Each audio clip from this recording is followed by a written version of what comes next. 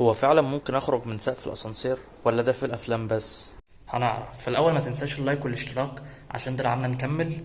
وتعالوا مع بعض نفك السقف ونشوف هو فعلا في فتحة ممكن نخرج منها ولا لا.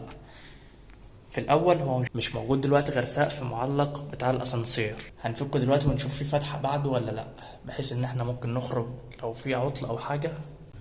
هنبتدي دلوقتي نفك المسمارين دول عشان ننزل السقف ونشوف ايه اللي بعد السقف.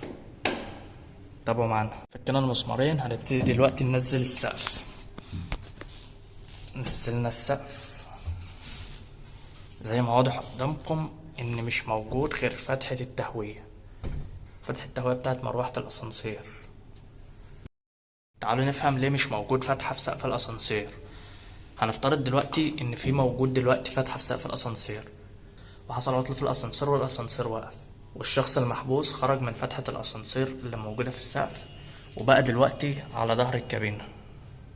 والمكان دوت طبعا مش امان خالص، لان مش مخصص ان اي حد يقف فيه غير فن متخصص، لان التعامل هنا بحذر شديد، لان زي ما احنا شايفين في كابلات كهرباء، والدلائل اللي بيمشي عليها الاسانسير ممكن طبعا تقع في البير تحت لو ما خدتش بالك. وطبعا الاسانسير ممكن يتحرك في اي وقت، لان مفيش دايرة امان زي بتاعة الباب، لان مفيش باب مفتوح وانت خرجت من الفتحة ومفيش دايرة امان. فالاسانسير ممكن يتحرك بيك وانت واقف فوق هنا في اي وقت. ممكن طبعا لا قدر الله هدومك تشبك في اي جزء ويحصل كارثة لا قدر الله.